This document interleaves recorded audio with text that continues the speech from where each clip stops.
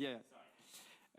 Okay, so thanks a lot for having me here. I'm very happy to be talking about that stuff.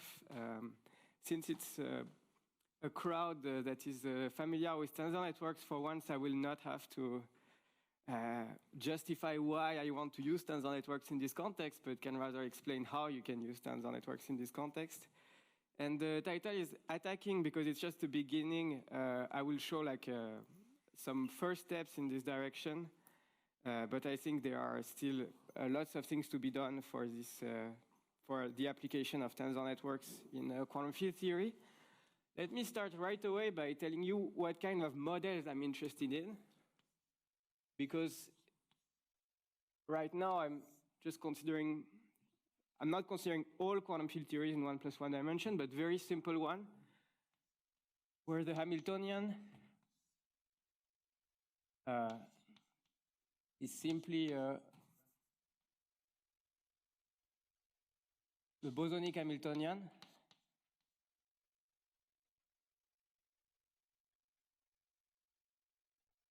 plus some potential. Okay, and this operator has the usual canonically conjugated field.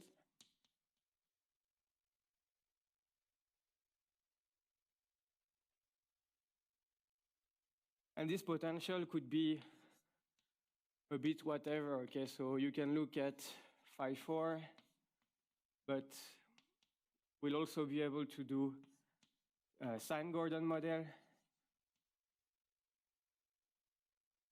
or even the Sinch-Gordon model.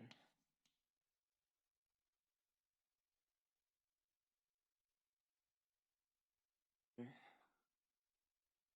Because that's the type of theories I would like to solve.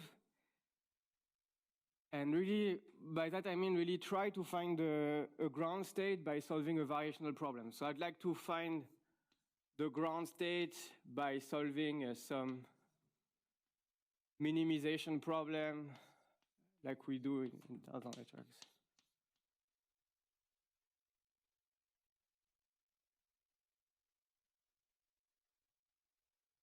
Okay, as we will see, there are some subtleties already with these quantum field theories. The Hamiltonian I wrote here is not really well defined. We have to renormalize things, but for the start, we'll be very naive, just act as if there is no problem and look at the problems after, okay? And see where it stops working.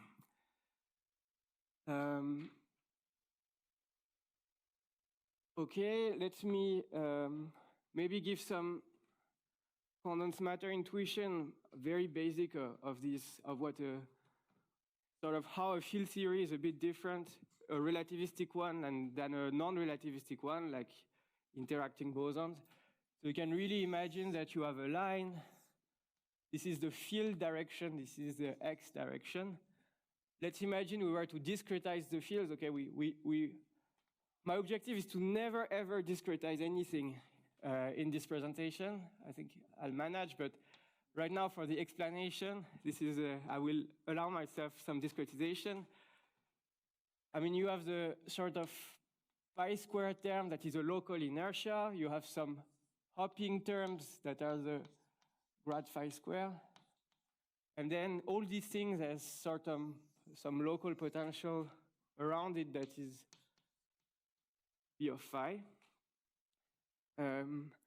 And if we want very, very naively to construct a Hilbert space for this quantum field theory, we can sort of work in the condensed matter way. It's sort of the condensed matter Hilbert space. Why are there different? I mean, in the continuum for field theories, you know, like Hilbert spaces are inequivalent, so we have to be careful. But let's not be careful at all.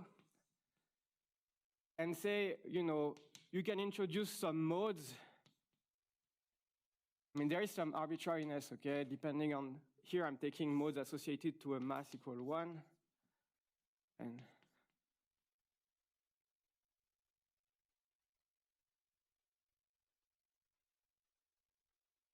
yeah, if maybe I messed up the signs or the eyes, but you see the spirit, to associate sort of an element, an ultra-local boson on each side associated to this field, okay? if you see phi pi is just xp, and I associate to it a creation annihilation operator. And then, very naturally, a very generic state of the Hilbert space lives in the associated Fock space. So it's just the sum over all the possible number of bosons you can have of the integral of all n particle wave function.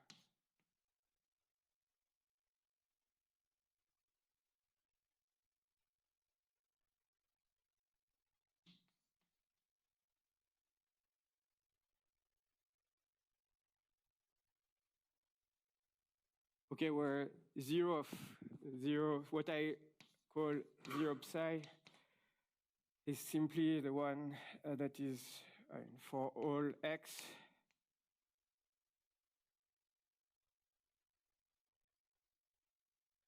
In quantum field theory, usually you have to be careful, so I will try to, when I will say vacuum, I will mean always Fock vacuum, something that has no excitations. And now when I say ground state, I will really mean ground state for what people in high-energy physics call vacuum, usually, so the interacting vacuum. Okay, is that clear? I mean, in this picture, quantum field theory is really nothing surprising. And it seems we can use like very standard techniques to attack it. We could just replace in this expression pi phi by these modes here. This will give a more complicated expression because it's not very natural in terms of psi and psi DAG, but I could still do it, okay? So that's the starting point. And it turns out if you have modes, ultra-local modes like this, yeah.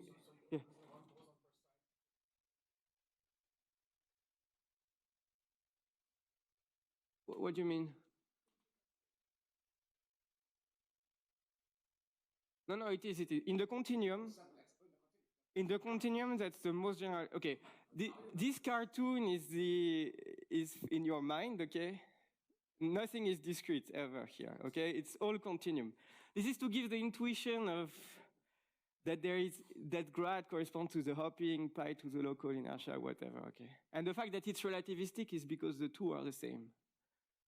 So sort of the inertia is hopping in time, if you like. Okay, whatever, I mean.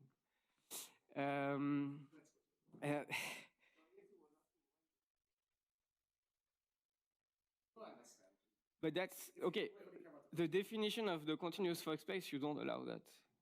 Like, yeah.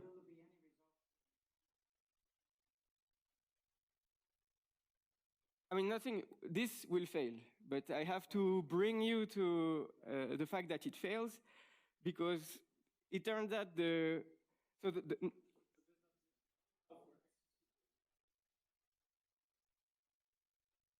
yeah, okay, I agree.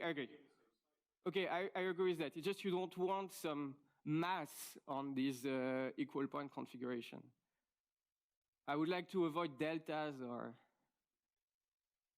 You're right, okay, you're right. Technically, it's just in the continuum, basically, the probability you have two bosons in the exact same dx if your functions are regular enough is 0.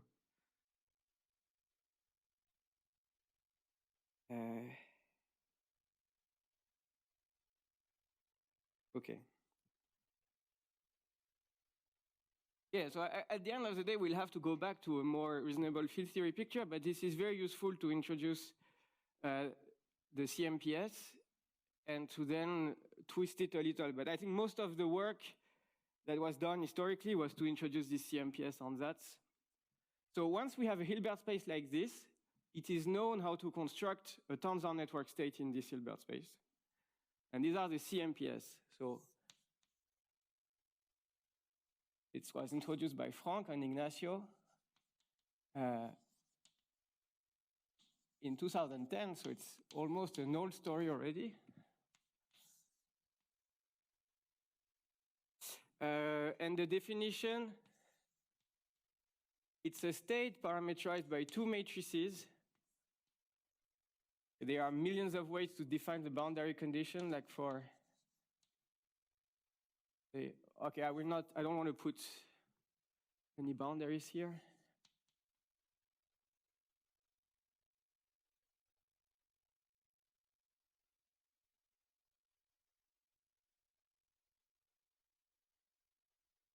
Okay, so if you have never seen such an expression, at first it can be a bit surprising. I know there are many experts on CMPS in the room, but for those who are not used to it, it can also be hard to see why it's a continuous MPS. So this is a path-ordered exponential.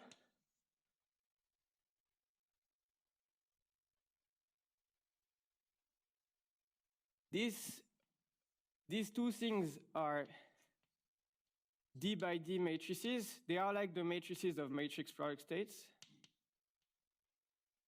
Okay. And now we are, okay, I don't know how to write that, but we are taking the trace over these D times D matrices. These are operator acting on the Fock space. And so when you trace this part that acts on these auxiliary matrices, this thing is an operator on the Fock space. So this is a state in the Fock space. Now, why is this thing? This thing is really the continuum limit of an MPS. If you sort of, I will do it crudely, okay? It's possible to do it very precisely, but I will not. So you sort of cut your continuous space in tiny dx elements, and then you introduce an MPS with A0 equal 1 plus dxq, and A1, so this is the one with 0 bosons, and A1 equal dxr. This is the one that corresponds to 1 boson. Yeah, okay. It's if you do epsilon, and I will, you know, there's always the subtlety that if you go to real modes, I will stay in these continuum modes. So it's not really 1 boson, it's like square root dx boson. Okay. There are subtleties about how you take precisely the continuum limit. As I said, I don't really want to do this. And then if you look at this path-ordered exponential, the px of this integral of stuff, it's basically equal to A0 plus A1 psi dag of x1 if you made sites, products many times, and then acting on this vacuum. If you expand everything, you get an MPS where you have, for example, the one with 0 excitation is going to be A0, A0, A0, A0, A0, okay? And every time you have an A1, it means you have an excitation. So that's not, you can do that very cleanly, okay? But this is to understand that, that you can really obtain that expression from taking a continuum limit of MPS. The miracle, I don't know if we can call that a miracle, is that of A2 to, I mean, doesn't stop, okay? In principle, we should consider in the discrete all possible number of bosons per site. These don't matter, okay? They are sort of irrelevant in the continuum limit. And this is related to what we said just before, that you cannot really have more than mass of more than 2 bosons in an elementary volume dx in the continuum limit. So in a way, in the continuum, the parametrization in terms of physical dimension, not bond dimension, is much sparser than if you had a lattice boson. Yes?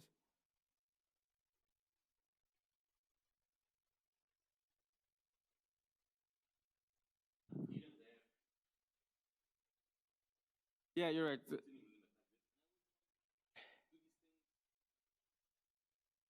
I mean, this thing is no longer a Fock space. So you have to, it's some displaced, I don't know. This thing is not equivalent. And so you're defining states in different Hilbert space. Yeah. Yes, yes.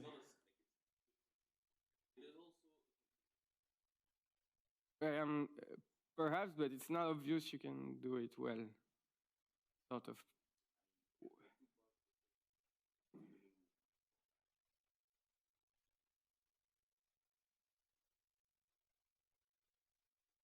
Okay, it is not reachable for sure, but I'm not even sure it's definable what you describe. like precisely. We can discuss, I'm not sure it's, but perhaps, okay. But let's say I'm fine with this, okay? Let's not claim it's general or anything. It's, I think it can be argued that it's sort of the only way to get a legitimate limit, but I am not able to fully substantiate that, so I'll be careful. Okay, so why is it also useful to understand that this comes from a limit of MPS? And the main reason is that it allows us to compute expectation values very efficiently, or to understand that this is doable.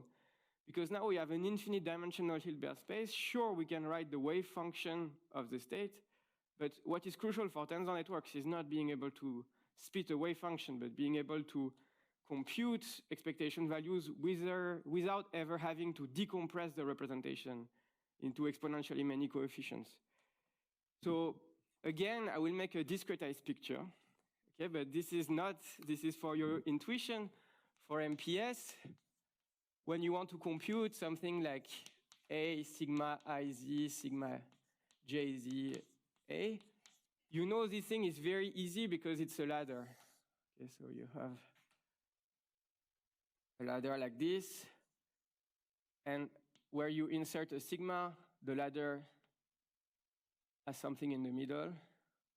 And then, okay, you have again this. And this we understand that it's very easily contractible. You introduce the sort of transfer operator. And you have also a modified, if you like, transfer operator.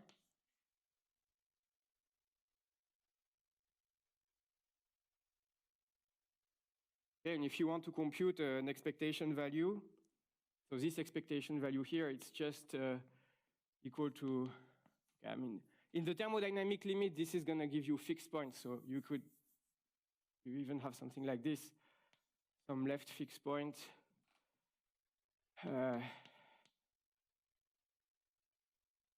For the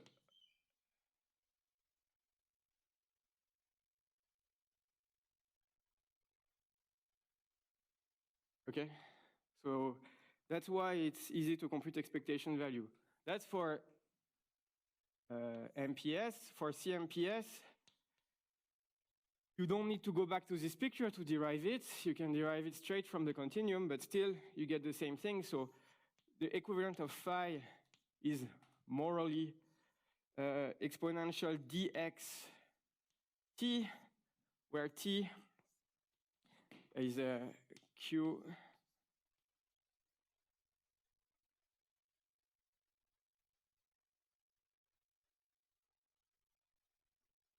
so you have a transfer operator, except it's a generator. It's instead of being a map. And then if you have a certain expectation value like this, a psi dag of x psi of y,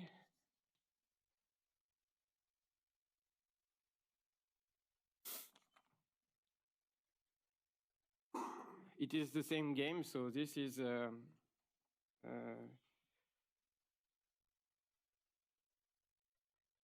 have to be careful that I don't make a mistake. Okay.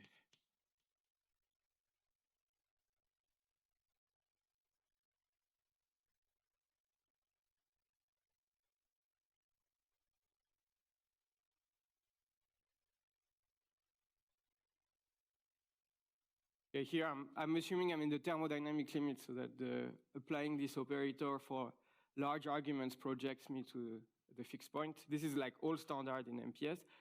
And if you like, this is the equivalent of the phi sigma.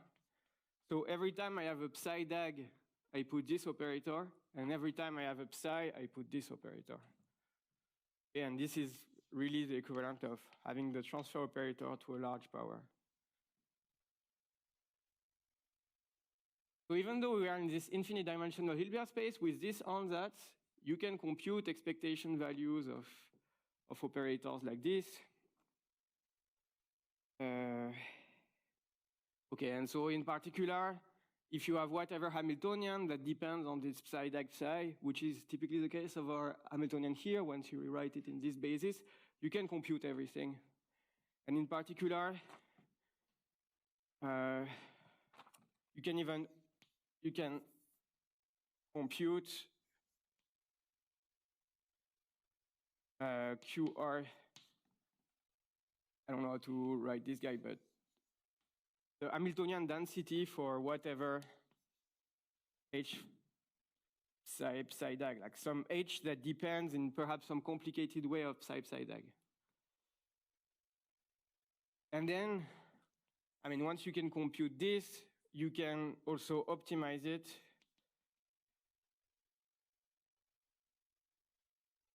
And so you have some, okay, to optimize this, typically you have some imaginary time TDVP, or like you have some improvements, I would say, of TDVP with sort of geometric methods, so Riemannian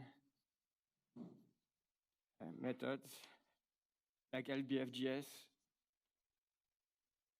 And there is also, I think, Martin as even a different method in central gauge. So basically these things now, there is no DMRG strictly speaking, but there are a whole lot of algorithms to find the ground state of whatever Hamiltonian, depending on psi dag, once you have such a state. Okay, you can compute basically expectation values, their gradients, and find the ground state this way.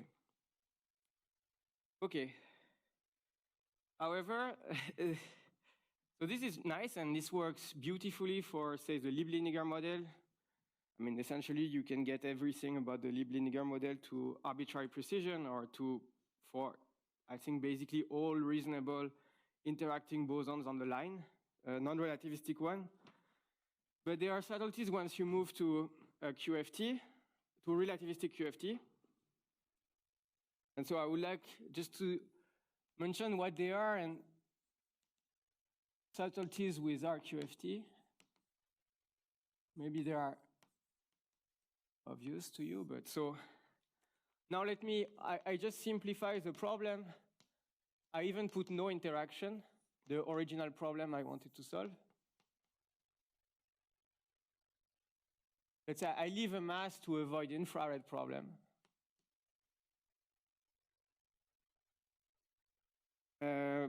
And then you can just try something like this, okay? You look at your CMPS, and you try to evaluate it on H0. So the only thing you have to do is you have to normal order it with respect to psi, otherwise it's brutally infinite. But here it turns out it's, no matter what you do in terms of normal ordering here, in terms of psi, it's always infinite. That's the first issue, like evaluations here are infinite. But in fact, it's because this guy is bad. Okay, like if you look at even integrated on a small box so that there are no infrared divergences, this guy is not lower bounded, not bounded below.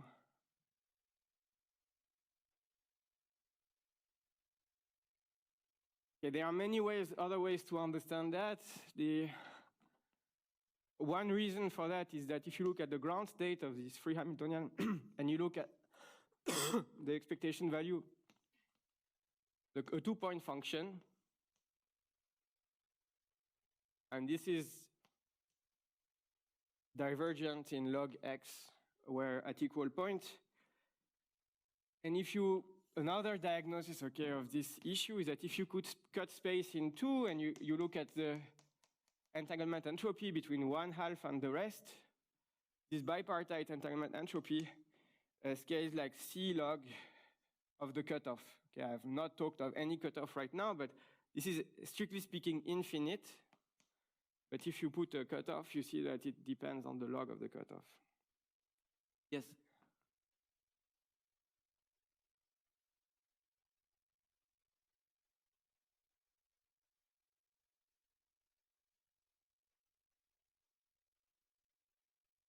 So I think, no, okay, I agree. I think that's the case for fermions, but I think for bosons it's even divergent.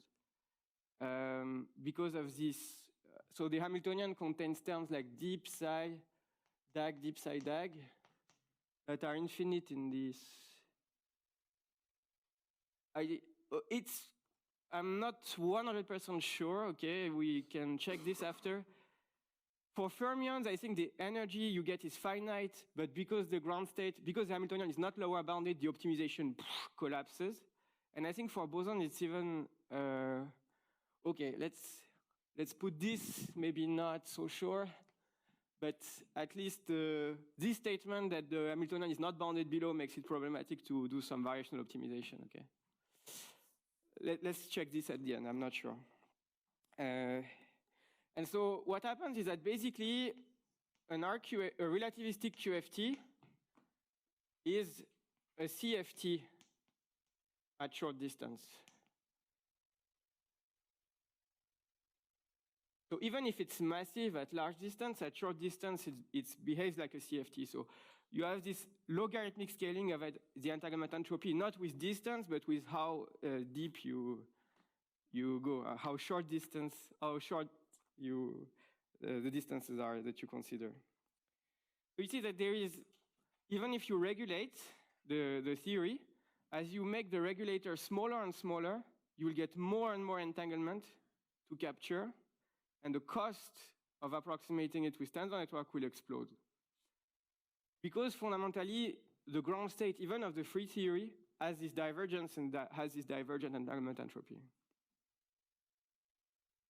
And I should say, all these theories I wrote here of this form, except for super special values of the coupling, are all super renormalizable.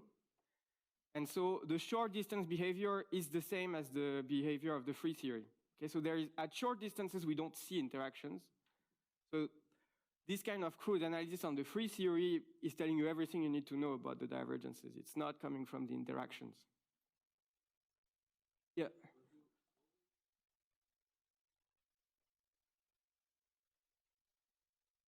Yeah. If you want a super renormalizable theory is super asymptotically free. Like it's asymptotically free, but even polynomially fast in the, yeah, I mean, okay. So of course, we have been very naive, but we can be slightly less naive now. All these problems are very well known in standard QFT. So the standard fix, and it's going to look a lot like what was discussed earlier, actually, in this workshop, is that you do a Bogoliubov transform. And this Bogoliubov transform is going to remove all the divergent entanglement in the ground state. And then we're going to construct a state in this new basis. So the standard story is that you decompose the field into modes. Okay, I think all the formulas that I will write here have wrong factors of 2 pi, okay? That's just for the spirit of, maybe the signs are wrong. I mean, that's, okay, once you do the numerics, you have to be careful, but right now. Okay, and then you know that if you then look at H0, it's just equal to, okay, plus some divergent part, but then you normal order H0 in this new mode basis. It's a different normal ordering than the previous one. And this guy has 0 for the free ground state, okay? That's the standard way. A fact that is not trivial is that normal ordering of anything with respect to these new creation annihilation operators is all you need in 1+1. If you see that in path integral representation, it's equivalent to killing the tadpole diagrams. So it's gonna kill the tadpole diagrams in the Feynman if you expand in perturbation theory. Okay, and so this is very special to 1+1 dimension. But now if I apply this normal ordering to the original Hamiltonian, for the potentials I showed here and for beta small enough in the cos and cosh cases. These are legitimate self-adjoint operators that are lower bounded, that are all nice, that don't have this divergence anymore. Okay?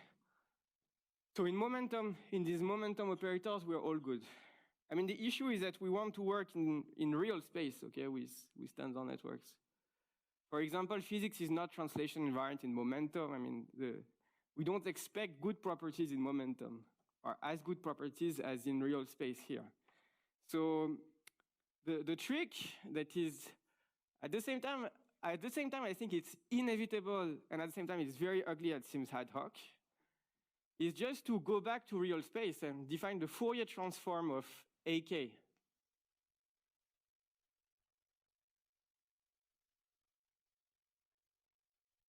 Okay?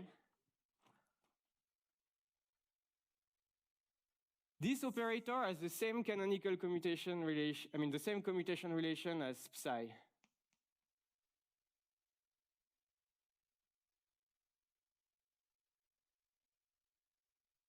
So basically, if I replace psi by A in the CMPS definition, everything is going to work. All the computations are going to work just like with CMPS, as they did, because this just depends on the algebra.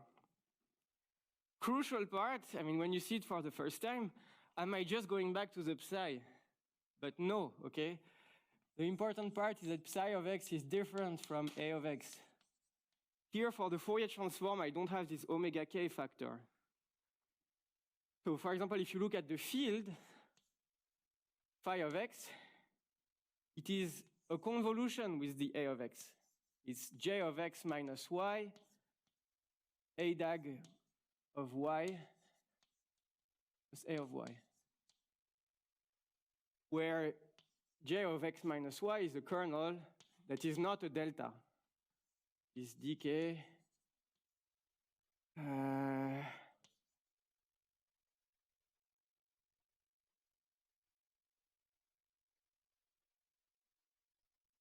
so this j is something that is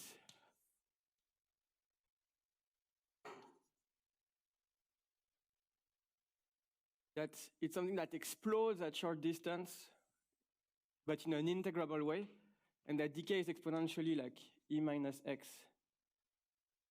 here. Yes? No. That's crucial. Yeah, no. There are different vector. Yeah, so they are really different operators. You see, because in Fourier space, they are completely. Yeah, there is no simple transformation to go from. It's a Bogoliubov transformation to go from one to the other. So, of course, the vector are changed. And we are going to come to the misleading part. This is a subtle part in a way, and that can really be misleading, the fact that I call that x and y. These positions are in a way different because from the original positions. Because of this, like the field is no longer a local function of these modes. You have this smearing. And this smearing is exponentially decaying and sort of divergent at short distance, precisely in the way that is going to solve our problems. And you can think of other solutions to do that, but so what happens? So now I'm going to work in this A basis, and I would just like to make a very small comparison of the psi sort of. If you construct your Hilbert space from the vacuum of this and create excitations on top, or if you start from the ground state of A, the vacuum of A, and construct excitations from here. If you look at the Hamiltonian, in this basis, it's local. It's like ultra local. There is no, it's the integral of a density that only, you have the psi and its derivatives, but you don't have like some long distance potential. This one is not local. So it's H. Once you write the Hamiltonian in this basis, in A and A dag, it's now something that has long-range interactions. Okay, long-range, but exponentially decaying. But it's not exactly an exponential, okay? If it was exactly an exponential, we could do MPO compression techniques and it would be very efficient, but this is the profile of the decay, basically. So that's the part that is not nice. So why do we do this?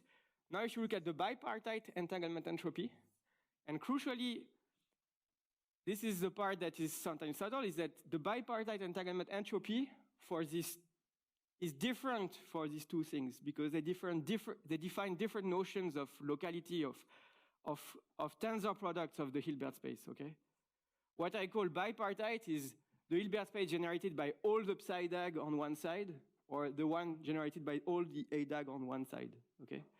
In this one, this is infinite, it's divergent, and here it's finite. This actually, I don't know, I mean, maybe there is a proof where I just see numerically that it's the case. It's clearly 0 in the free ground state, and with the argument of supernormalizability, it should be finite, but I don't have a stronger, I mean, this is what we see, that's why everything works, but it will help to have a formal proof, okay? Yes?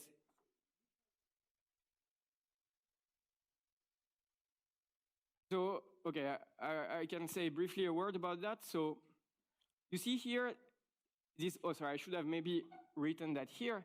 So what is crucial in the way you define the modes are this omega k, which is square root k square plus m square. In fact, it will all work if you change omega k to whatever function with the same large k behavior, okay? What I tried is taking different masses. The formulas get massively more complicated, so, but you can still do it. And then I try to fine-tune the mass to get better results.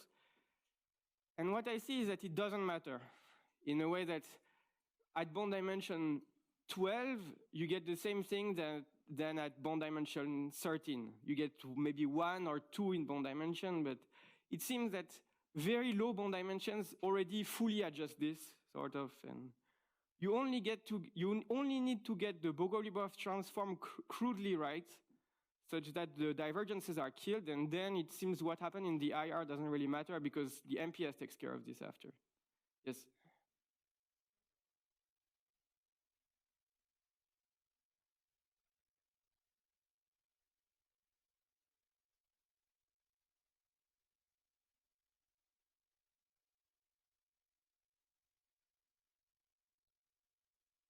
Sure.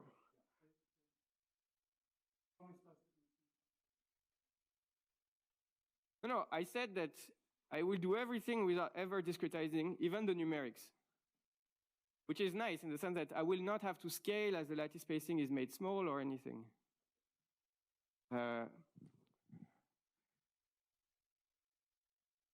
Okay, and so now this brings the ansatz that I want to use, which is a very slightly modified CMPS.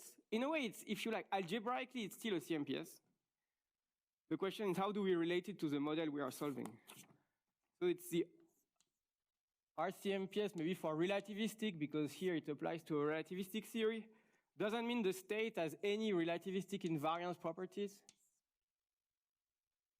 I mean, if the state I was constructing could be Poincare invariant from the start, I would have found the ground state, okay?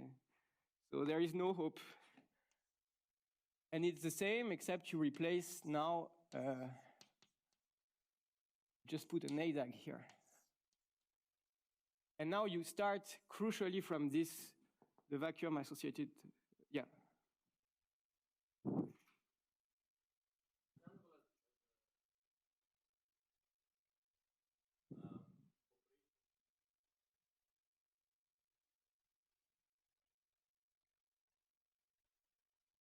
I mean, you could really say it's just a CMPS. That's the way I relate.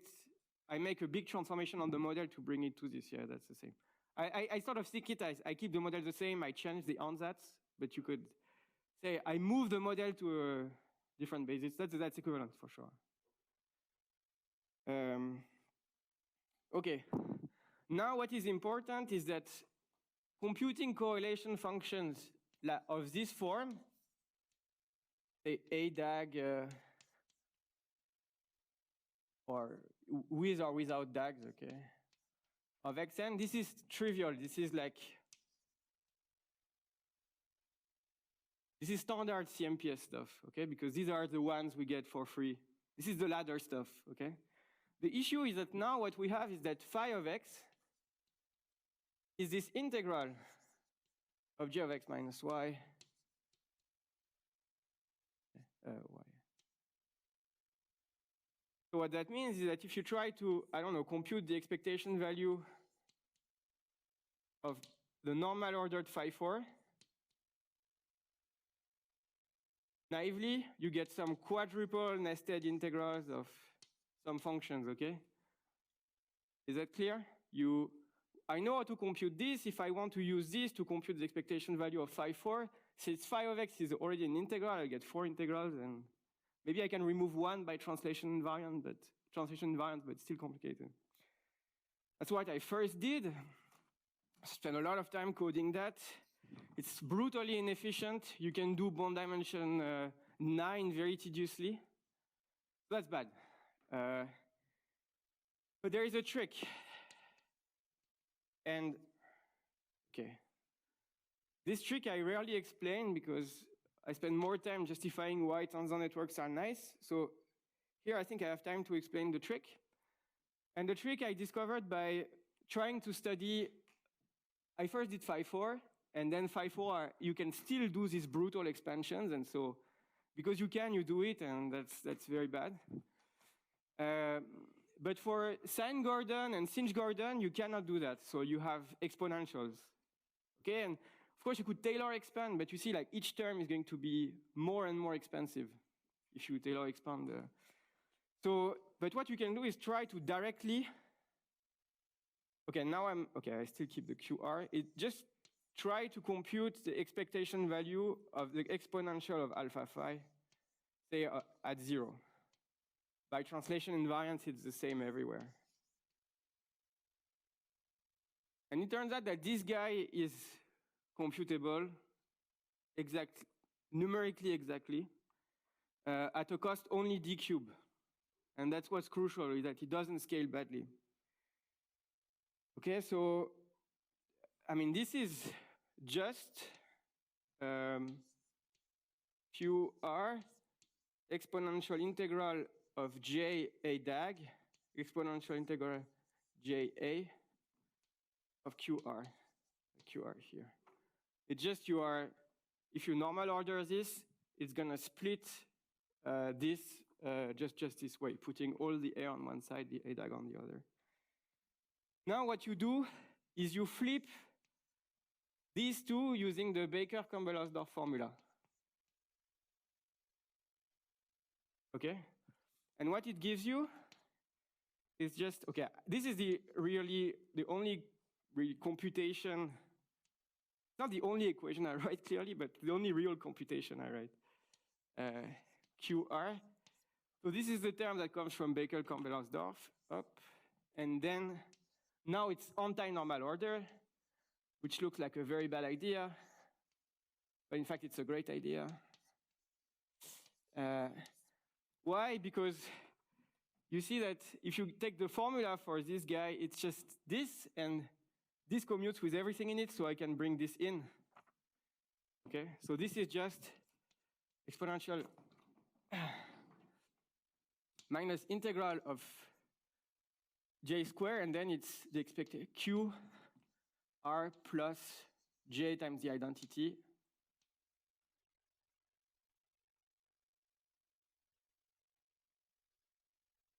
It's not just like taking the expectation value with a modified space-dependent R. So this is important that we have this trick, because otherwise the non-locality of the Hamiltonian is very, very expensive. So, and this in turn, okay, now I just, this is just a trace of the path-ordered exponential of the transfer matrix I wrote before, plus j of x r plus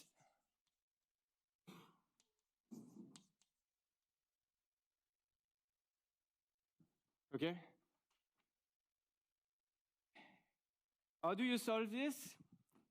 I mean, this is just a linear ODE.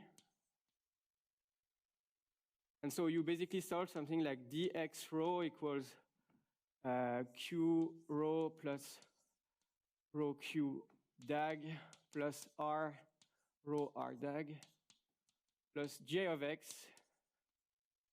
r rho plus rho r dag. Okay. Applying this generator as cos d cube, okay, this is where you can start complaining and say, oh, but to solve this ODE, you'll have to discretize, okay? Sorry? Sorry, it's by definition of the path ordered exponential, you can just differentiate this.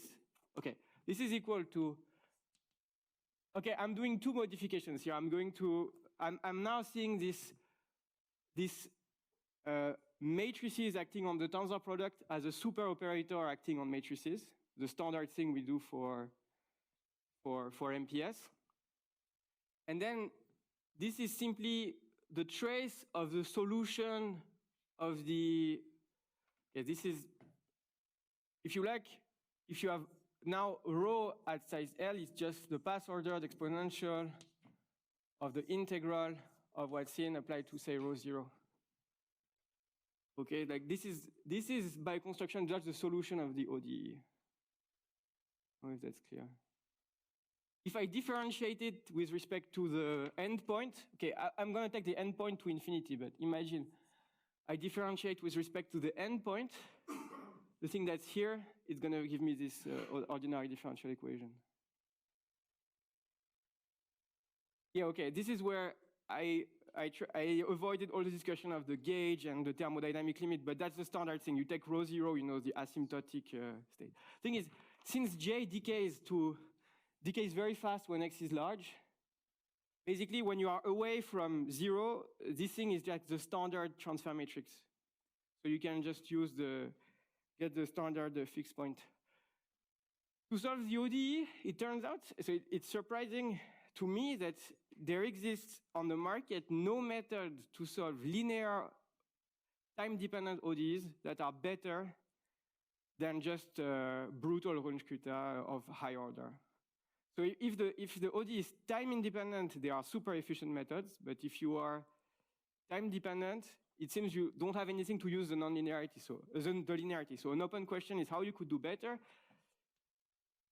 But right now, if you use some Runge-Kutta of high order, you can get an error that is in epsilon n, where epsilon is your discretization of this ODE. The thing is, this n is arbitrary. You can take arbitrarily high order in Runge-Kutta. So that's very different from having discretized from the start, where our error would be in epsilon at the end. So that's to answer why this is really continuum in spirit to solve with Runge-Kutta.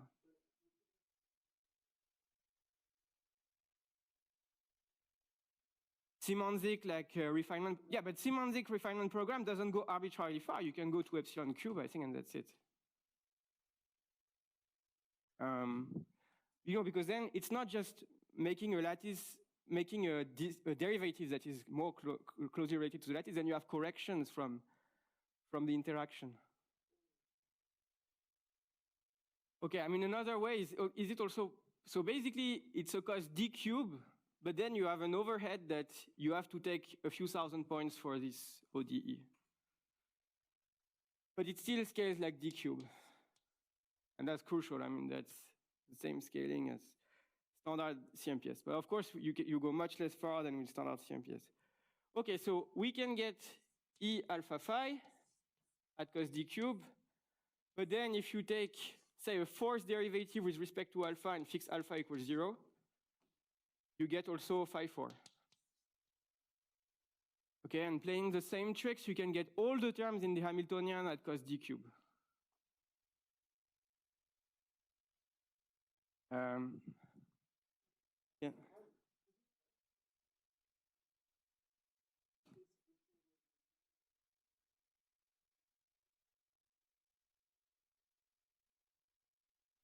Okay, but okay, there could be methods that never discretize to solve this ODE, like spectral methods or whatever. It just turns out that practically, it turns out it's the fastest to run a high order Runge-Kutta, but there could be other methods, okay, like more Krylov based, I don't know. No, I really want to insist that you don't need to discretize. And that turns out for one of the states, a very high, but you have to see, the thing is, a high order Runge-Kutta on this is machine precision. So you could evaluate with purely linear algebra and no discretization, you would get the same number to floating point precision. So I'm not saying, we don't have errors that are, this step doesn't bring errors, basically. Okay, and so turns out, of course, as a result, you can also do h, okay, at cos d cube. And you can also do the gradient of h with respect to the parameters at cos d cube. Using a backward differentiation technique or automatic differentiation technique. But since I coded it manually, it's if you want manual automatic differentiation.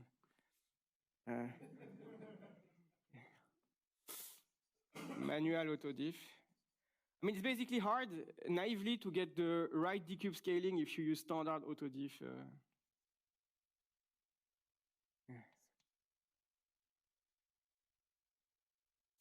Okay, and so with that, you can start optimizing for for whatever theory you like. But that's clear that here now we have everything to code something, and yeah.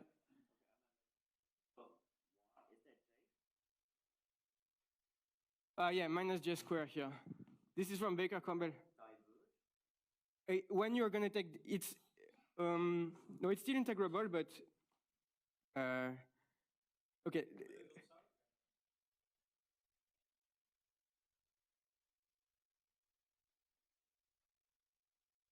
Exactly. So this disappears. So the point is, this has quadratic terms in J, and this ensures that they are killed. So maybe there is a way to never introduce this decomposition. That's the quickest I could find, but at the end of the day, there are no J squared in this expression. They are canceled from the Baker-Campbell-Hausdorff term and the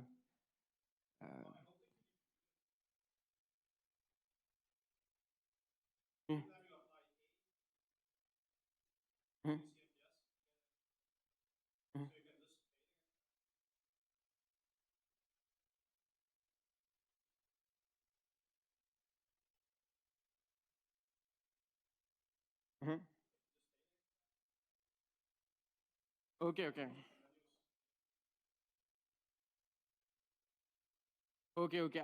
Okay, it depends what you find simpler. I thought it was neater to never expand anything, but okay, it's you gain, you write the Baker-Campbell-Hausdorff. But that clear you? Yeah. Okay, so now I will do like some blackboard numerics. Yeah, I should have. Is there a way to erase quickly without water? Otherwise, I can say with. Okay. Yeah. No, but honestly, I think it no, but if I do this, it should. Okay, let me, while I do this on this blackboard, just tell you. So the summary of no, it's okay. It's very quick, okay? I think I only need at least. I mean, if you then look at 5-4 theory, for example.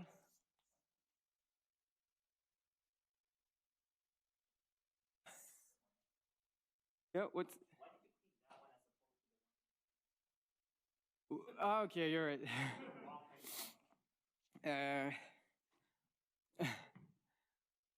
I mean, okay, it's hard to. I could have taken slides to show it, but the advantage of drawing them is that I can lie on the numeric. So, okay, so, but basically it does what you expect. So this is the energy for lambda phi 4 as a function of the coupling. I mean, what you see is that if you take various bond dimensions, this is very quickly convergent, and I don't know, like maybe not. yeah, I don't know if this is d equal 6, this is d equal 8, okay, whatever. I mean, the energy density, you don't see it's perfectly converged, and then you can look at more standard observables like the expectation value of the field. It's like the magnetization for Ising as a function of the coupling. It's known there is a phase transition around 2.7, and you see it. And as usual, it starts kicking up a bit earlier, you know, and if you improve the bond dimension, that is. But what's nice, and you know, if you increase the bond dimension, it goes this way. What is crucial is that these are really results that are numerics straight in the continuum. Like, I don't have to scale anything in terms of lattice spacing or even system size, okay? Like in Hamiltonian truncation, people will have to take an infrared cutoff and then take the cutoff very large. So this is thermodynamic limit and no UV cutoff. The only cutoff is an entanglement cutoff. And as a result, when you go near a phase transition, an infrared phase transition, you also have you have the usual thing we expect from tensor networks. The only thing I should say is probably that for such model, for 5.4, I mean, D equals 32 is something that runs in a few hours on a single core, or maybe on a few cores, like 4 cores, a few hours, okay. I mean, to give you a feeling of how long it takes, okay, with some bad code, basically. But substantially improved, actually, thanks to the great libraries developed by Yuto and colleagues in Ghent. Like, this is done using, all the optimization is done using Riemannian optimization with OptinKit. Yeah, and so that makes everything much, much faster and easier to code. I should say, maybe quickly, one difficulty, okay, this trick doesn't solve all the divergences. And I won't talk about Singe-Gordon, but just Sine-Gordon. So if the potential is mu cos beta phi, is a Sine-Gordon model. And the Sine-Gordon model is very special. It's interesting in the sense that if you look at, this is the energy density. I'll just look at the energy density as a function of this coupling beta. Okay, mu is just a scale. You can reabsorb it by redefining distances, so it's meaningless as a coupling. What happens is that the energy, I don't remember exactly the form, but it does something like this. And it collapses for a finite value to minus infinity. But it turns out this value is not where the model stops being well defined. This is when the breather disappears, this value. So in this notation, it's beta equals square root 4 pi, and the BKT transition is at beta c equals square root 8 pi. And actually, Coleman uses a variational argument to show that the Hamiltonian is not bounded below, past this. And he uses this to say, oh, it means that the theory is ill-defined after this. But in fact, the Hamiltonian is already ill-defined here. And the theory is still well-defined. There are still tricks to define it well by adding an additional trivial renormalization that is proportional to the identity. Okay, that's a small subtlety, but what I see with this CMPS technique is, of course, I mean, I get something like this, so I follow the energy down the drain, and there is no way to access this region because then the energy is not bounded below. So this is a region that is still well-defined.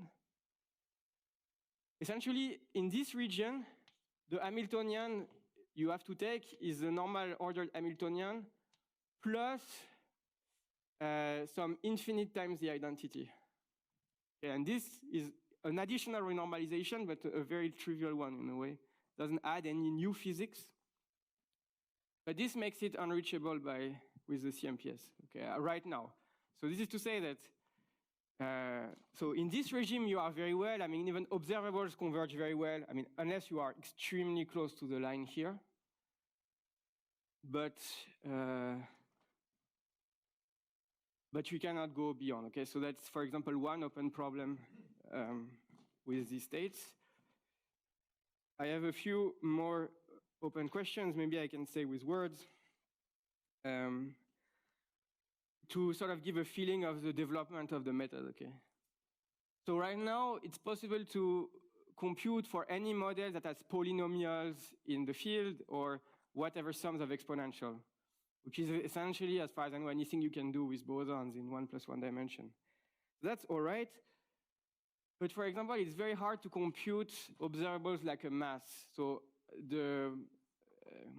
I don't know how it's called, but when you take tangent space vectors on the Hamiltonian, so when you use this, when you try to diagonalize the Hamiltonian on the tangent space to get excitations, this I don't know how to write compactly in a way that is that scales well to evaluate this, okay, at a reasonable cost in D. So for example, I don't have precise access to the masses. You can start looking at the decay of two-point function at large distances, but that's not very precise. For the future, I mean, this CMPS, the standard one, was also applied to fermions. I mean, all this should probably be brought to like Dirac fermion and see what we can do. This I haven't done. Also, even like toy models of gauge theories in 1+1. The challenge, a real challenge, is to sort of exploit this philosophy of working in the right UV Hilbert space. That is really what we're doing here. And then have the CMPS take care only of the infrared, essentially. And we could imagine, so here the UV sector is free, but you could imagine working in the Hilbert space of an interacting conformal field theory. And then in Hamiltonian truncation, people are able to do that. They don't care that the short distance behavior is a free theory. Perhaps there is a way to import these techniques into the tensor network domain and look at relevant perturbations of conformal field theories that are not free. So this is even more, in a way, ambitious. Question, how would you do that in more dimensions? Because the world is not 1+1. And there are basically two big difficulties. First, it's hard on the tensor network side. Second, it's hard on the quantum field theory side. Why is it hard on the tensor network side? Because there is no, despite effort, good workable CPEPs on that, where you can, so we made some proposals, but it doesn't allow to compute efficiently expectation values. In fact, to compute expectation values of a CPEPs, you can show that it's equivalent to running a full relativistic CMPS computation. In the same way that you can contract a PEPS with boundary MPS, you can contract a CPEPS with boundary RCMPS. But you see that already it's a few hours at boot dimension 32. If now this is just a step in an evaluation to then do an optimization, I mean, this is going to take the age of the universe to... Wait, but it's still one dimension less than your actual field theory. So you mean 3+1? 3+1. Yes. Yeah, but one dimensional less. Sure. Much better. It's nice, but this is something you have to do at each step of the optimization. You see, that's the issue. Already, it's a slow step, so it cannot be used in a routine that you're going to call hundreds of times to find the ground state. But it could be improved. Sorry?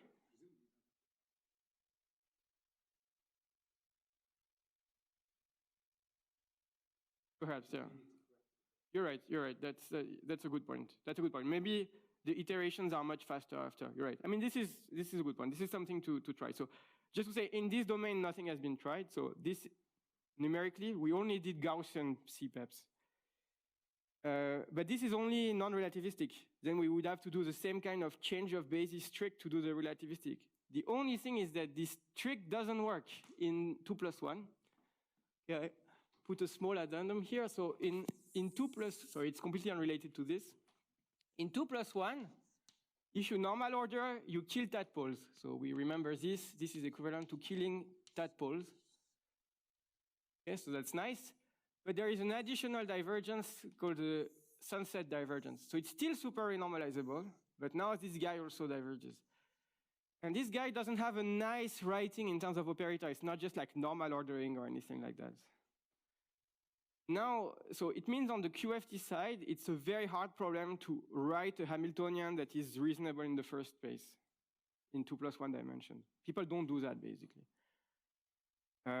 So yeah, so that's the obstacles on the tensor network side and on the QFT side to do relativistic QFT in more dimensions. I mean, I think many of these, at least the non-relativistic 2+1 can probably be addressed. And then, I mean, we're going to move to harder stuff. But just to say, even the 1+1 case needs to be cleaned up, computing more observables, looking at more field theories. Right now, we are still doing basic stuff. Okay, so I think I've said everything about this, this thing. So thank you very much for your attention.